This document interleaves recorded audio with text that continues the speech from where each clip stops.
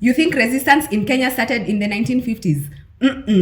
Meet Mekatilili wa Menza, a Giriama widow who danced, swore people to hyena oaths, slapped colonial rules in the face, and sparked one of the earliest coastal revolts. Mekatilili is part prophetess, part mobilizer, part performance artist, and fully legendary. She used culture, the song, dance, and oaths as political organizing. It's the kind of story that makes you go, wow! And also, how did the British not see this coming? Mekatilili wa Menza was born in the mid-1800s in the Kenyan coast, Kilifi County. She was widowed, and this status in Giriama, it gave a woman certain public privileges. And let me tell you, Mekatilili used that public voice like a microphone. By the 1910s, colonial officers were tightening labor recruitment, forcing young men away from villages for work, and imposing laws that undermined local authority and culture. That looked like extraction to the Giriama, land, labor, and kids being pulled to the colonial service. Mekatilili resisted those intrusions, not with rifles at first,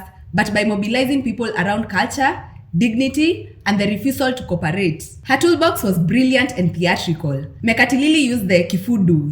It is an ecstatic funeral dance normally reserved for mourning. And she danced it openly from settlement to settlement. People came to watch, and the performance became a political rally. She and local leaders administered oaths. The mukushe for women and the deadly fisi or hyena oath for men. These oaths ancestors.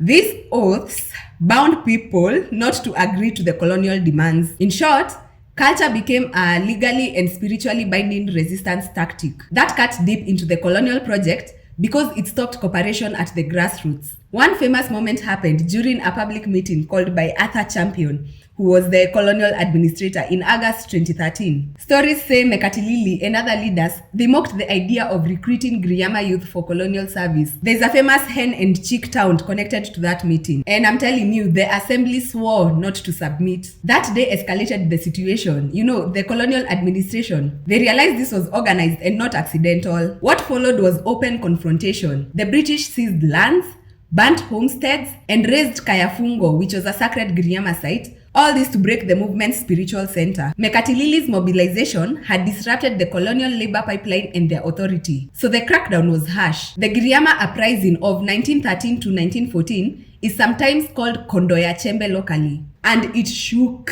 the region. Mekatilili was arrested in October 2013 and deported. Colonial files list exiles to places like Mumias and Kisii. I'm telling you, far away from her coastal roots. The stories here are legendary. Some colonial records note formal exile, while oral tradition tells of escapes. Mekatilili walking hundreds of kilometers home, evading guards, and returning to keep the spirit alive. Whether every escape tale is literally true, the effect is the same. She stayed a figure of resistance even when authorities tried to erase her. What's intoxicating about Mekatilili is that she did not rely on modern weapons. She used ritual, charisma, and social law. The colonial reports called her a witch and a prophetess. Not flattering, but it shows how unsettling she was to the colonial minds. She turned gendered social roles into a platform, showing women's political power in ways the colonizers didn't expect. She died back on the coast in the early 1920s and was buried in Bungale. She may have spent her final years living quietly after years of rebellion, but her memory was anything but quiet. Mekatilili's legacy grew through oral memory, academic work,